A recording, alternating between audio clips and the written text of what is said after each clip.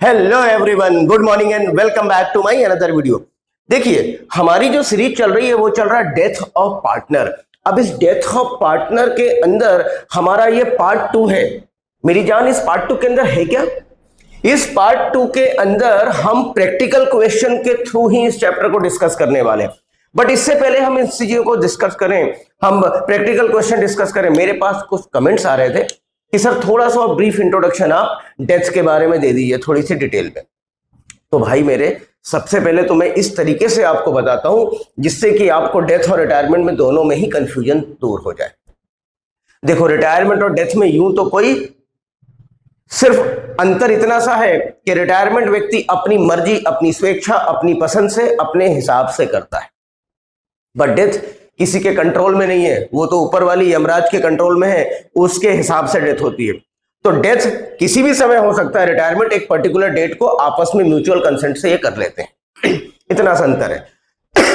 Theoretical part में अगर हम डिस्कस करें तो क्वेश्चन करते समय क्या लिखना है, क्या करना है, जहां आप रिटायरिंग पार्टनर्स लोन लिखते थे उसकी जगह आप क्या लिखेंगे, डिजीज पार्टनर्स लोन अकाउंट या एग्जीक्यूटर्स लोन अकाउंट लिखना है। बस इतना सा अंतर और कुछ भी नहीं है। आप देखो, मैं जब ये लिख रहा हूं तो इसके अंदर मैंने कोई चेंज नहीं किया। इवन तो मैंने यहां रिटायरमेंट ही लिखा है, डेथ नहीं लिखा है। अब मैं लिख रहा हूं डेथ यहां पे, ठीक है।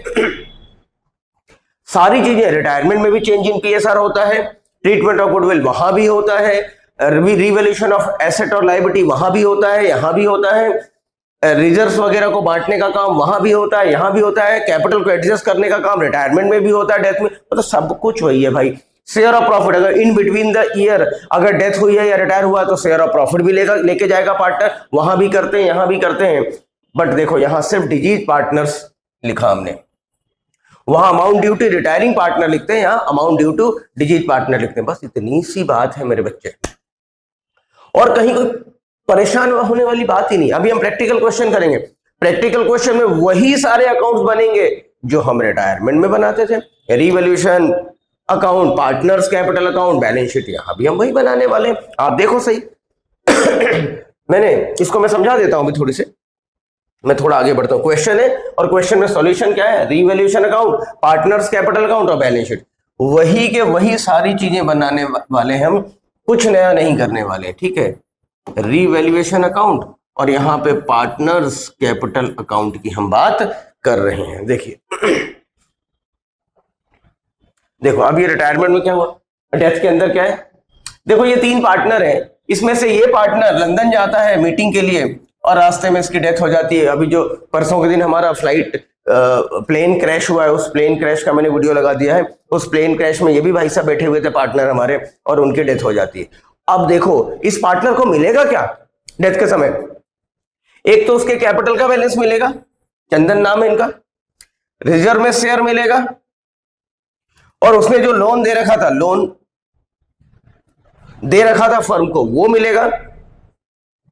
गुडविल उसका राइट ऑफ होगा, उसका जो शेयर होगा डेबिट हो जाएगा, और रिवैल्यूएशन में प्रॉफिट लॉस है तो वो मिलेगा, और जिस दिन उसकी डेथ हुई है उस दिन तक का प्रॉफिट मिलेगा। इतनी सारी बातें, और कुछ भी नहीं है। तो क्वेश्चन करके हम देख लेते हैं।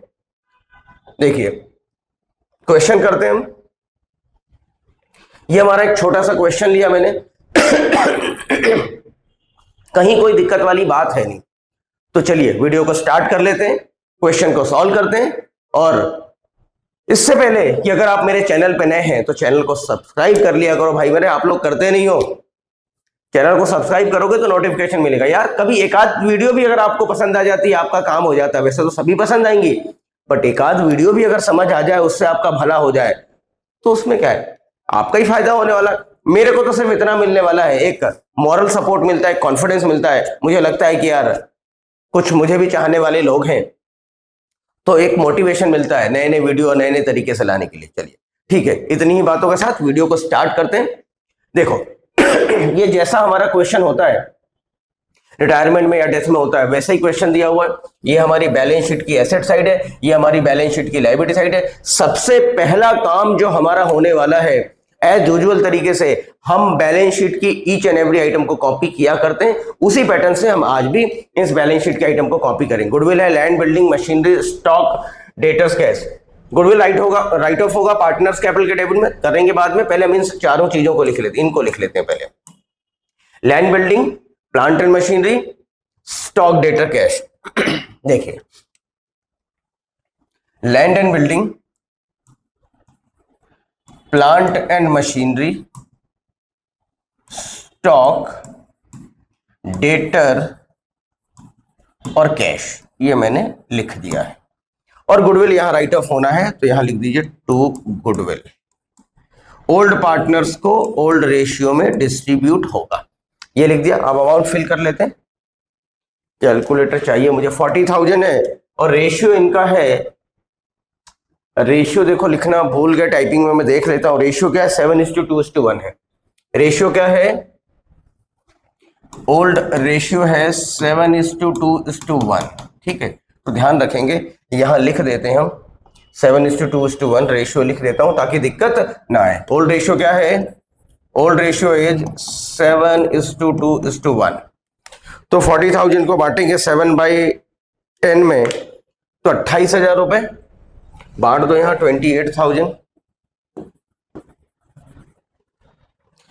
और 40,000 इंटू 2/10 ये आ गया 8,000, नहीं कितना, 40,000 इंटू 2/10 यही है ना? हाँ, तो 8,000 आएगा और ये 4,000 आएगा। ठीक है, ये बट गया हमारा गुडविल। बाकी के अमाउंट देख के कॉपी कर दो। कितना है? 60, 40, 7, 12, 5।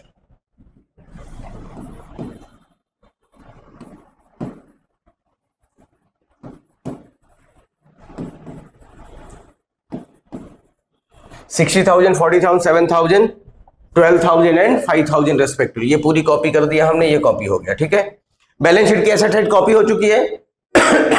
अब बैलेंस शीट की लायबिलिटी साइड में कैपिटल है 70, 20, 10 लिख लो। By balance brought down,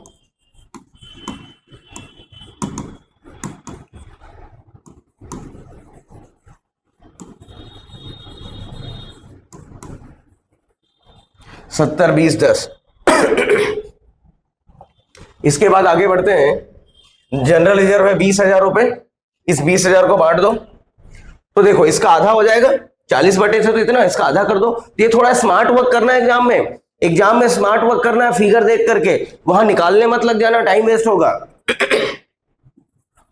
bye general reserve, इसका आधा 14,000, इसका आधा 4,000 और इसका आधा 2,000। ये 7:2:1 में इसे भी हमने बांट दिया है। ठीक है, चलिए इसके बाद लोन टू बकुल ट्रांसफर कर दो उसके लोन अकाउंट में।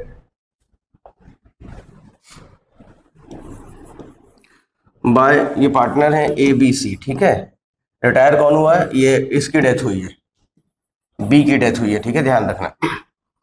तो बाय लोन 30,000 ट्रांसफर कर दिया। ठीक है, बहुत आसान होता है, कोई दिक्कत है ही नहीं। इसके बाद क्रेडिटर्स हैं 30,000 रुपीज, क्या लिख दीजिए।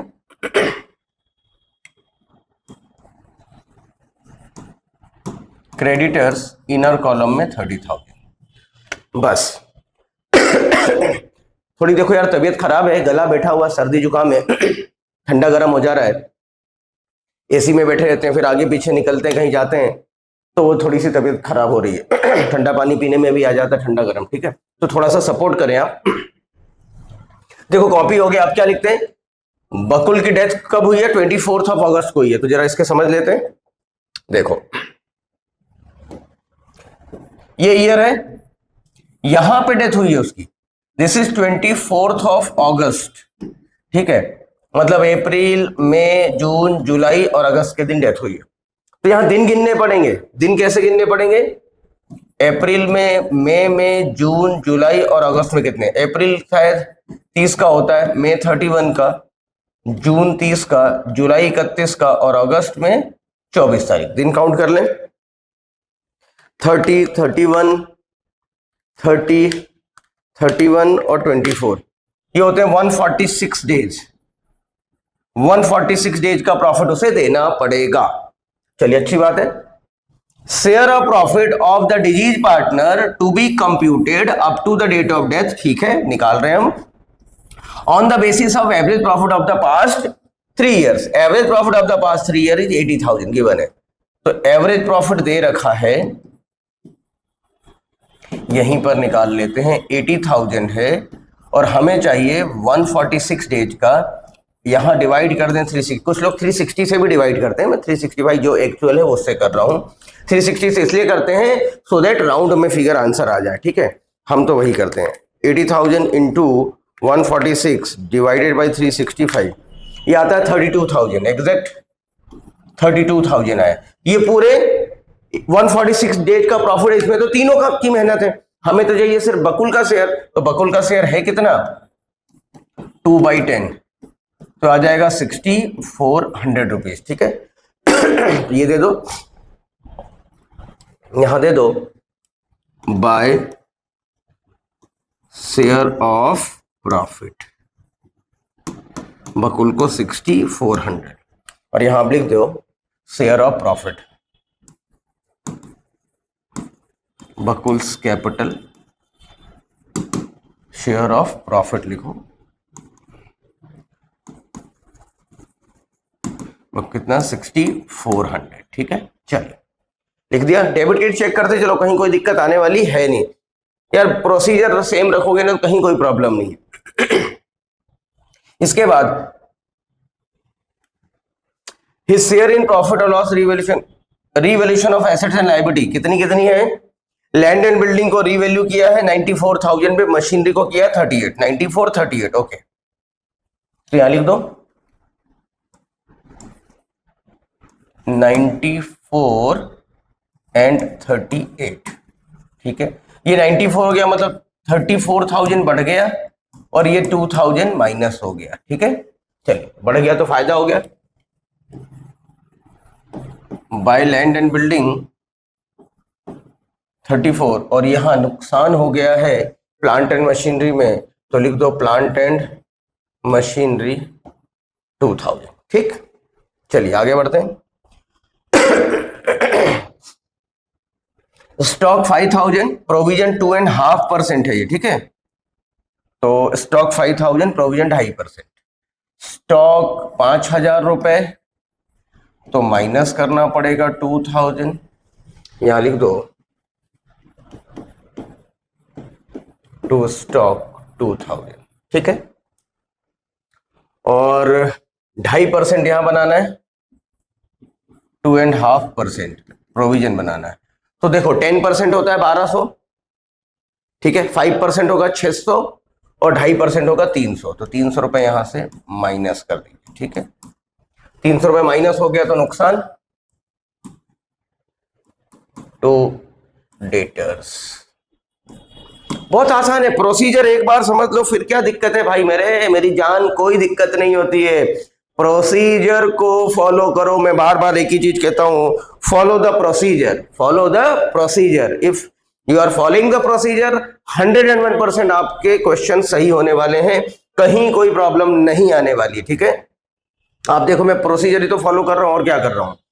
ये सेकंड पॉइंट हो गया। Third, net amount payable to Bakul executive transfer to loan account, बस क्वेश्चन खत्म हो चुका है, कुछ नहीं बचा है। बकुल के अकाउंट में जो ट्रांसफर करने वाले हैं लोन अकाउंट में ट्रांसफर कर दो, क्योंकि पैसा है नहीं इतना। तो जरा निकालें कितना ट्रांसफर करने वाले हैं भाई। और कुछ है क्या, एक बार देख लेते, कुछ और तो नहीं लिखा है, बाकी तो कुछ है ही नहीं। चलो बस अब रिवैल्यूएशन का प्रॉफिट निकाल लें।